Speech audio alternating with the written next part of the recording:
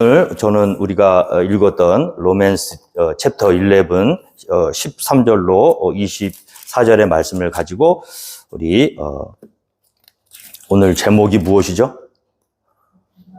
네, 높은 마음을 품지 말고 도리어 두려워하라는 제목으로 함께 하나님 말씀 은혜를 나누도록 하겠습니다. 예, 로마 교회의 교인들 대부분은 물론 그 중에 약간 소수의 처치 멤버들은 유대인들도 있다고 보는 게 성경학자들의 생각이지만 거의 대부분은 이방인이었습니다. 로마 사람들이었어요. 그 로마 사람들에게 지금 사도 바울이 권면의 편지를 쓴 것이 우리가 오늘 읽은 로마서 말씀인데요. 로마 교회에 있었던 이방인들을 대하는 이 사도 바울의 마음은 기뻤어요. 왜냐하면 그가 하나님께 부름받을 때 애시당초 처음부터 하나님은 그를 이방인의 사도로 부르신 거거든요. 그래서 이방인들, 하나님의 백성이 아닌 사람들에게 하나님의 백성이 되게끔 하기 위해서 하나님께서 유일한 구원의 길을 허락해 주신 그 복음을 이방 사람들에게 전하도록 사도 바울을 부르셔서 그 일을 맡긴 것입니다. 그래서 사도 바울은 그 직분에 대해서 불만이 없었어요. 감사했습니다. 이방인들이 자기가 전한 복음을 듣고 변화되는 모습을 보면서 기뻐했고요. 그 직분 자체를 영광스럽게 여겼습니다. 그런데 오늘 이 사도 바울이 자기 자신의 이방인의 사도로 부름받았음에도 불구하고 그리고 이방인들을 위해서 자기가 헌신하는 것을 영광스럽게 생각함에도 불구하고 여전히 그의 마음속 한 구석에는 누구에 대한 마음이 있었냐 하면요. 자기의 민족들, 유대인들을 향한 마음 아픈 그런 한 구석이 있었다는 거예요. 그 유대인들은 어떤 사람이었냐면요. 사도 바울이 가는 곳마다 쫓아다니면서 사도 바울을 괴롭히던 사람들이죠. 한마디로 말해서 원수 같은 사람들입니다. 사도 바울을 고소하고 고발하고 때리고 돌로 치고 했던 사람들은 전부 유대인들이에요. 그런데 그렇게 유대인들 때문에 고통을 받고 유대인들 때문에 어려움을 당하는 와중에서도 사도 바울이 놀라운 얘기를 합니다. 어떤 얘기를 합니까? 이는 혹 내 고륙을 아무쪼록 시기하게 하여 그 사람들을 약 올리려고 시기하게 하는 게 아니죠. 그 사람들을 화나게 하려고 하는 게 아니라 그렇게 시기하는 마음이 들어서 결국에는 어떻게 되죠? 그들이 시기하는 마음 때문에 하나님 앞으로 돌아와서 그 중에 몇 명이라도 구원을 시키는 것이 사도 바울의 소망이었단 말이에요. 오늘 이 사도 바울의 고백을 우리가 잘 묵상해 볼 필요가 있습니다. 자, 우리는 지금 우리에게 잘해주는 사람들에게 친절하게 대하고 그들을 사랑하고 아껴주는 거는 꼭 예수를 안 믿는 사람들이라 할지라도 얼마든지 할 수가 있는 일이죠. 그런데 사도 바울처럼 사사건건 시비를 걸고 사사건건 힘들게 하고 사사건건 내 마음을 아프게 하는 사람들조차도 끝까지 사랑할 수 있는가? 이 질문을 사실 우리 오늘 아침에 우리가 다 한 번씩 해봐야 될 줄로 믿습니다. 왜냐하면요. 그 사랑이 우리 가운데 있기 전까지는 우리가 정말로 하나님의 자녀이라는 것을 증명할 길이 없기 때문이에요. 하나님의 성령이 우리 가운데 임하면 나타나는 특징이 무엇입니까? 그게 사랑하는 거예요. 근데 어떤 사람을 사랑하냐? 나를 좋아해주고 잘 따라와주는 사람만 사랑하는 것이 아니라 사도 바울처럼 자기를 괴롭히고 힘들게 하고 정말 악감정을 품고 사사건건 괴롭히는 사람까지도 사랑할 수 있는 마음이 우리 가운데 있다 그러면 비로소 우리가 예수님의 제자이고 하나님의 자녀됨을 세상 사람들이 증명할 수 있는 길이라는 거죠. 잘 생각해 보세요. 우리가 따라가는 예수님의 모습이 어떤 모습이셨습니까? 자기를 핍박하고 자기를 못 박는 사람들에게 대해서조차도 저주하시지 않았잖아요. 악을 악으로 갚지 않으셨잖아요. 끝까지 그들의 영혼을 위해서 십자가에서 죽으시면 그 순간까지도 하나님께 기도했어요. 주여 저들의 죄를 용서하소서. 아직 저들이 몰라서 그럽니다. 자기를 죽이려고 창으로 옆구리를 후벼 파는 사람들을 향해서 용서하고 기도해 줄 수 있었던 그 모습, 그게 뭐냐면 우리가 쫓아가길 원하는 예수님의 모습이에요. 오늘 교회가 세상 사람들에게 어트랙티브가 되지 않는 이유는 무엇입니까? 차이가 없기 때문이에요. 세상에 있는 사람들과 교회가 구별이 안 돼요. 그냥 세상의 수준 정도로 교회도 그나마라도 하면 그것도 땡큐야. 근데 그거보다도 못할 때도 많아요. 서로 치고받고 싸우고 자기들끼리. 자기들끼리라도 사랑하면 그것도 세상 사람들 정도는 하는 건데 한술 더 자기들끼리도 사랑하지 못해요. 세상을 향해서 뭔가 디퍼런한 그런 어떤 진리의 영을 보여주고 또 세상들은 도저히 할 수 없는 그런 사랑을 끄집어내서 그것을 통해서 세상들을 도전을 줘야 되는 교회인데, 그렇죠? 그래야지 썩어가는 세상에 소금이 되고 어두워진 세상에 빛이 되는 거잖아요. 세상 사람들이 다 할 수 있는 정도의 수준을 한다 그러면 우리가 세상에 빛이 되고 소금이 될 수 있는 방법이 없는 거예요. 우리 성령 하나님께서 우리 가운데 한 사람의 영혼 가운데 들어오시고 가장 먼저 나타나는 열매는 사랑의 열매인 줄 믿으시기 바랍니다.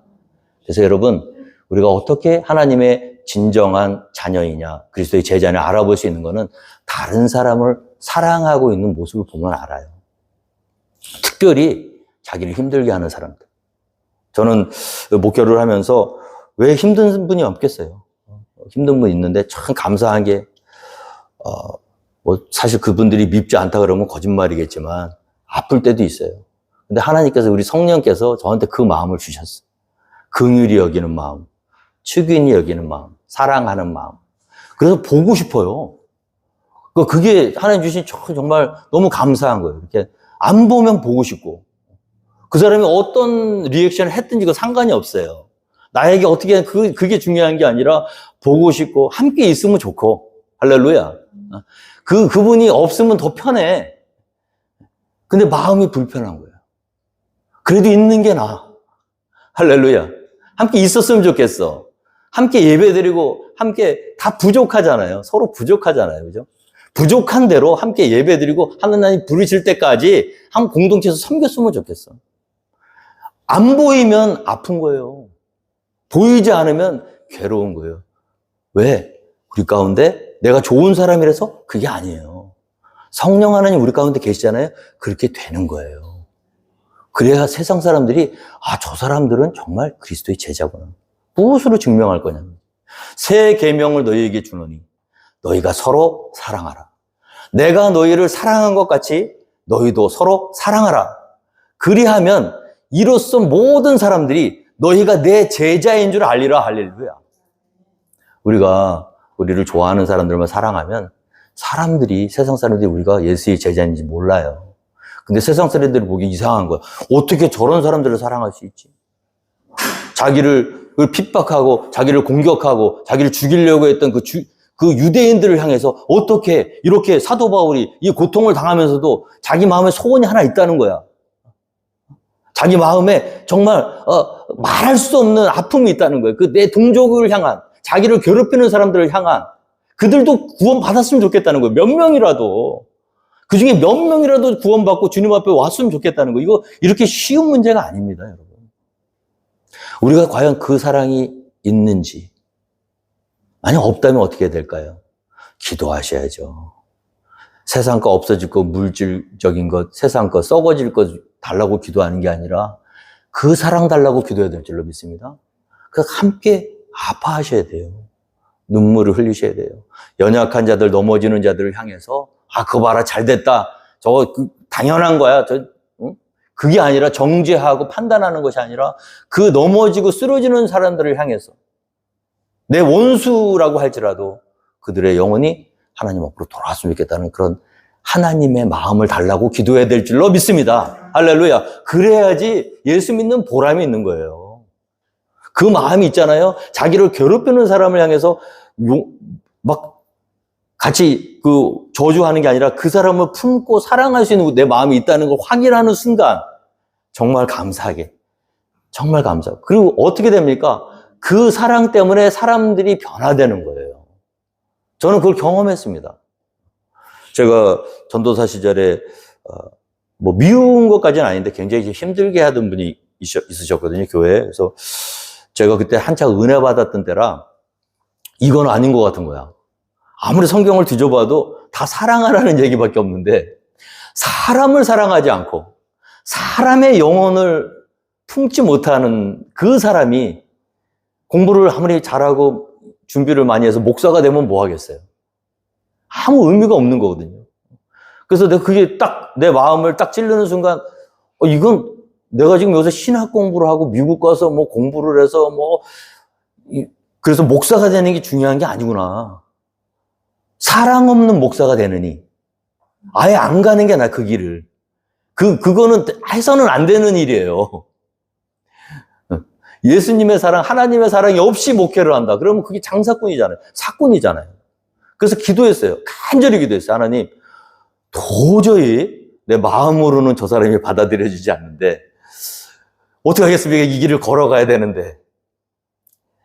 그럴 수 있는 능력을 달라고 기도했어요. 그러니까 참 놀라운 게 우리 좋으신 하나님은요, 이상하게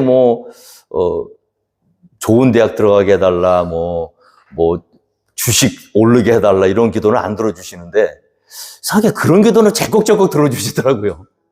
어떤 일이 벌어졌냐면, 새벽에 기도를 하는데, 그렇게 깐깐하고 힘들게 하는 그 사람의 모습이 내 눈앞에 싹 스쳐 지나가는 거예요.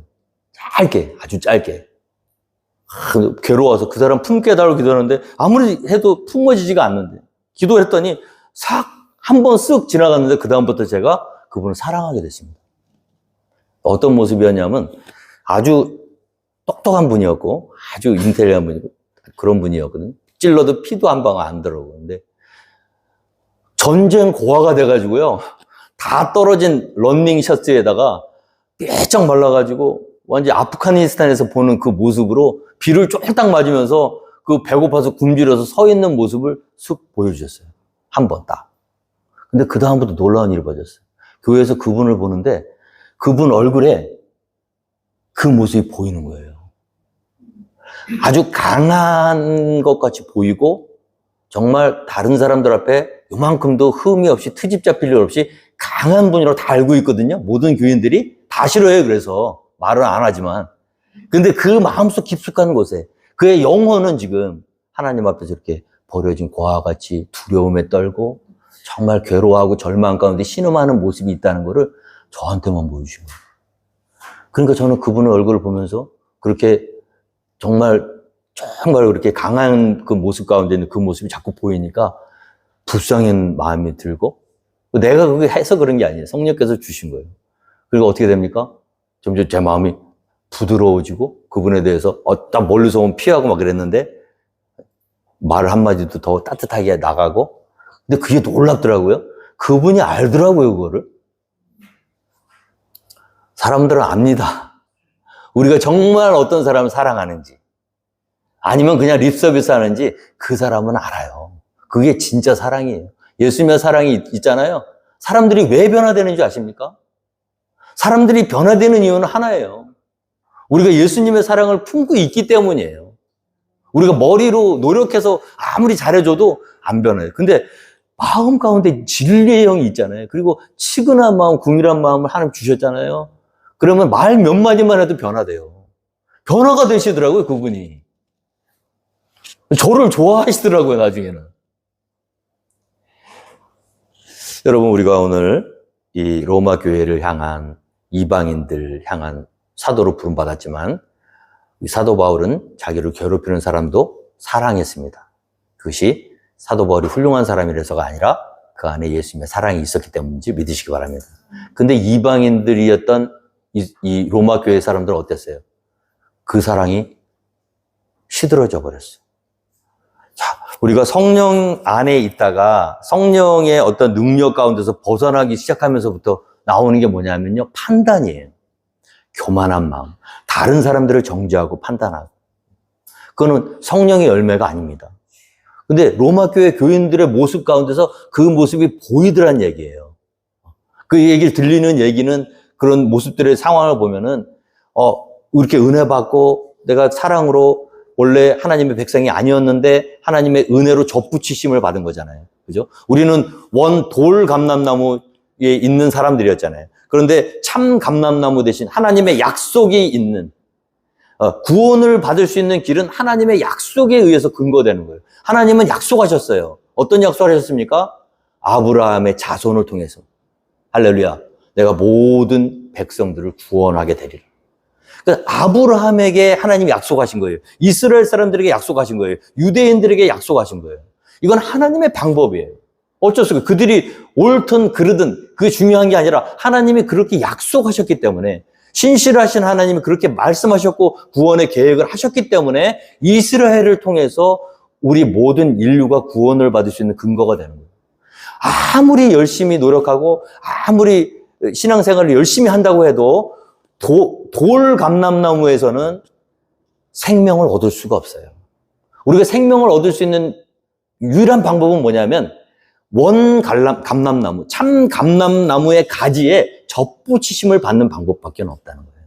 하나님이 원래 약속하셨던 그 약속의 자녀가 되기 위해서는요, 이 돌 감람나무를 아무리 아름답게 꾸며도 거기엔 생명이 없어요. 하나님이 생명을 주시겠다고 약속하신 오직 하나님의 아들 예수 그리스도로 말미암아 그를 믿는 모든 자에게 생명을 주시겠다고 하는 그 약속에 접붙이심을 받는 방법밖에 없다는 거예요. 그래서 노력으로도 안 되고 애써도 안 되고 힘써도 안 되는 거예요. 그럼 어떻게 그 약속에 접붙임을 받을 수 있는가? 그 몇몇 이스라엘 백성들이 믿지 않았기 때문에 가지가 부러져 나갔잖아요. 그러면 돌 감람나무에서 가지를 취해다가 그 참 감람나무에 접붙이시는 분이 계시다는 거예요. 그분이 누구십니까? 하나님이시죠. 로마 교회 교인들이 어떻게 구원받았죠? 접붙이심을 통해서 구원받은 거예요. 하나님의 백성들이 아니었는데 참 감람나무의 접붙이심을 받는 믿음을 선물로 그들에게 주셨기 때문에 그들이 예수 그리스도를 믿을 수 있게 되었고 그리고 구원을 얻게 되었다는 거예요. 그 방법밖에는 다른 방법이 없습니다. 지금도 마찬가지입니다. 헤이리에 계신 분들, 부룬디에 계신 분들, 어디에 계신 분들도 우리가 구원할 수 있는 방법이 없어요. 구원할 수 있는 방법, 유일한 방법은 무엇입니까? 접붙이심을 받는 방법밖에 없다는 거죠. 그래서 어떻게 됩니까? 하나님의 복음을 전해야 되는 거예요. 전하고 어떤 사람들은 하나님이 은혜의 믿음의 은혜를 선물로 주신 사람들은 그 복음을 들었을 때 믿음을 가지게 되고 그리고 참 감람나무의 접붙이심을 얻게 되더라. 그래서 구원받는 거예요. 로마 교회 교인들이 그런 방법을 통해서 구원받았단 말이에요. 그런데 본인들이 그런 방법을 통해서 구원을 받아서 하나님의 자녀가 되었음에도 불구하고 지금 그것을 잃어버리고 있고 자기가 그 하나님의 은혜에 대해서 그 은혜의 기쁨을 지금 잃어가고 있다는 소식을 사도 바울이 들었을 때 너희들 정신 차려라. 너희가 어떻게 구원받았는지, 너희들이 유대인을 정죄해서는 안 되는 이유가 무엇인지. 만약에 너희들이 교만한 마음으로 하나님 앞에서 은혜에 감사하지 못하고 교만한 마음으로 계속 그렇게 한다면 그 하나님께서 약속하셨음에도 불구하고 교만한 마음 때문에 예수님을 거절해서 구원받지 못했던 이스라엘 백성들처럼 하나님께서 너희들도 버리실 거야. 그러니까 우리가 늘 이 구원받은 거에 대한 감사와 그 은혜를 잊지 말고 그러면 그럴수록 더욱 겸손하게 자기를 낮추고 하나님의 은혜에 감사하는 자가 되어라. 그렇지 않으면 너희들도 버림받을 수가 있다. 오늘 약간 그런 모습이 보이는 로마 교회에 사도 바울을 통해서 하나님께서 그 말씀을 주셨잖아요. 그런데 오늘 이 아침에 성령께서는 우리 모두에게도 동일한 말씀을 주시는지 믿습니다. 우리가 늘 하나님 앞에서 겸손해야 될 이유는 무엇입니까? 우리가 과거에 어떤 사람이었는지를 잊어버려서 그래요. 우리가 아직 죄인 되었을 때 하나님 우리를 긍휼히 여기셔서 믿음을 주셔서 하나님의 자녀가 되게 만드셨죠. 그런데 시간이 지나면서 자꾸 잊어버린단 말이에요. 망각한단 말이에요. 우리가 어떤 사람이었는지, 어떤 존재였는지, 어떻게 하나님의 자녀가 되었는지. 특별히 신앙생활 잘하는 사람일수록 이런 함정에 빠지기가 쉽습니다. 그래서 우리가 무엇인가 하는 거에 대해서 다른 사람을 판단하시면 절대 안 돼요. 내가 예배드리고 기도 많이 하고 헌금도 하고 선교도 하고 근데 당신은 왜 안 해? 그게 아니라 항상 집중해야 되는 것은 누구에게 집중해야 되나요? 내 자신에게. 나의 부족한 모습. 내가 이렇게 오늘 하나님 앞에서 예배를 드릴 수 있고 하나님의 자녀로서 하나님께 영광을 올려드릴 수 있는 이유는 무엇입니까? 내가 잘나서가 아니라 하나님 나를 불쌍히 여기셔서 죽어가는 멸망당하는 돌 감람나무에서 나를 취하셔서 하나님의 약속이 있는 참 감람나무에 접붙이심을 통하여서 내가 오늘 여기 서 있다는 것을 잊어버리지 말아라. 그래서 오늘 사도 바울이 고백합니다. 높은 마음을 품지 말고 도리어 두려워하라. 이거 신앙생활의 키포인트예요. 겸손하셔야 됩니다. 늘 겸손하시고 자꾸 높아지려는 마음이 있다면 다른 사람하고 비교하는 마음이 있다면 그것은 하나님이 싫어하는 마음이고 그 안에는 구원이 없다는 걸 기억하시고, 만일 하나님께서 원가지들도 아끼지 아니하셨은즉 너도 아끼지 아니하시리라. 이스라엘 백성들조차도 하나님께서 일시적으로 그 가지를 부러뜨려서 그 부러진 가지에게 돌 감람나무를 접붙이시도록 허락하신 분이 하나님이시잖아요. 하물며 그 원가지들도 아끼지 아니하시고 그렇게 하셨는데, 그 원가지에 접붙임을 당한 너희들이 교만한 마음을 가지고 있다면 하나님께서는 너희도 아끼지 아니하시리라. 그래서 우리가 하나님 앞에서 정말 기뻐하는 모습이 되기 위해서는 어떻게 되겠습니까? 열매를 많이 맺어야 되거든요. 하나님은 우리의 신앙생활을 통해서 딱 한 가지를 원하세요. 그게 뭐냐면 열매예요. 우리가 아무리 예배를 잘 드리고요, 아무리 뭐 봉사를 많이 해도요, 그런 것 보고 하나님이 너는 정말 잘 나를 따라오는구나, 너는 정말 나의 기쁨이다, 이렇게 말씀 안 하십니다. 무엇을 보고 판단하시죠? 열매를 보고 판단하시는 거예요. 그 열매는 무엇입니까? 나를 통해서 죽어가는 영혼이 하나님 앞에 돌아오는 것이 열매인 줄 믿습니다. 사람들이 변화되어야 되는 거예요. 우리의 삶을 통해서. 그렇다면 어떻게 하면 우리가 그럴 수가 있을까요? 어떻게 하면 그 열매를 맺힐 수 있을까요? 노력한다고 될까요? 애쓴다고 될까요? 힘쓴다고 될까요? 아프리카나 오늘 좀 이따가 우리가 보고를 받겠지만 또 헤이티에게서 그렇게 뭔가 움직여서 뭔가 열심을 한다고 열매를 맺힐 수 있는 게 아니에요. 열매를 맺을 수 위한 방법은 딱 하나밖에 없습니다. 참 감람나무 되시는 예수님. 할렐루야. 참 포도나무 되시는 예수님에게 접붙이심을 통하여 거기에 붙어 있으면 자연스럽게 열매는 나오는 거예요. 그런데 보세요. 나는 붙어 있다고 하는데 열매가 없어. 그럼 어떻게 되죠? 하나님께서 부러뜨리십니다. 부러뜨려서 어떡하죠? 던져버리시는 거예요. 그게 약속이 있었던 유대인들이라고 할지라도 예수 그리스도를 영접하지 아니하고 교만한 마음으로 거절했기 때문에 부러져 나간 가지들이라는 거예요.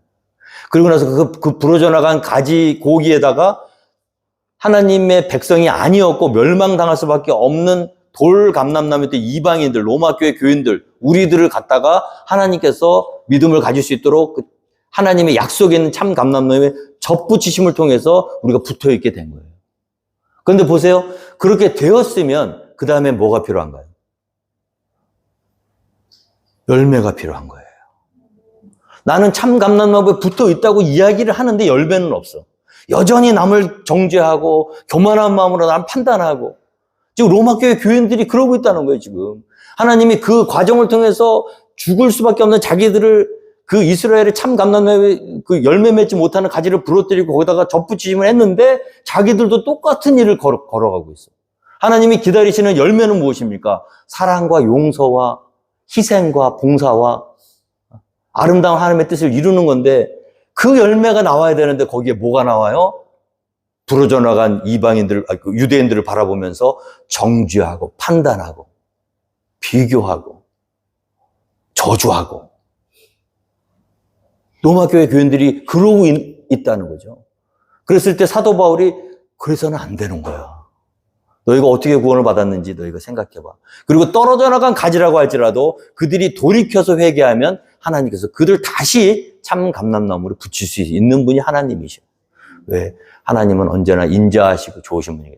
그러나 너희가 그 하나님의 은혜를 잊고 교만해서 남을 판단하고 정죄하면서 선민의식에 빠져서 하나님의 기뻐하시는 열매를 맺히지 않고 그와 같은 일을 한다면 하나님이 원 가지들도 아끼지 아니하셨은즉 너도 아끼지 아니하실 거야. 그러니까 뭘 요구하시는 거예요? 열매를 요구하는 거예요. 그 열매는 무엇이에요? 사랑과 용서와 화평과 평안과 기쁨과 축복과, 그것이 우리 가운데 있어야 되는 거예요. 없다? 그러면 어떻게 됩니까? 하나님은 그 가지를 꺾어버리시고 그 자리에 다른 가지를 접붙이셔서 하나님의 일을 해나가신다. 무서운 얘기입니다. 로마교회 교인들이요, 자기들은 이제 됐어. 나는 참감람나무에 붙었어. 이제 끝났어. 저 떨어져 나간 참감람나무들 봐봐. 쟤네 믿지 않아 저렇게 됐어. 하고 판단하고 정죄하고 있는데 열매는 없는 거예요. 사랑의 열매는 없고 용서의 열매는 없고 하나님 기뻐하시는 열매는 없는 거예요. 우리의 모습은 어떻습니까? 오늘 우리가 하나님 앞에서 자녀가 된 거에 기뻐할 것이 아니라 내가 정말 참 감람나무에 붙어있는 가지라 하면 우리 가운데 하나님이 요구하시는 열매가 나타나야 될 줄로 믿습니다. 그것이 하나님이 기뻐하시는 일이에요. 사랑하시고 용서하시고 축복하시고 기뻐하시고 함께 하나님 기뻐하시는 일들을 해나가지 않는다면 원 가지들도 아끼지 아니하신 하나님은 인자하심만 있는 분이 아닙니다. 오늘 보면요 준엄하심도 함께 있다고 말씀 기록하고 있어요.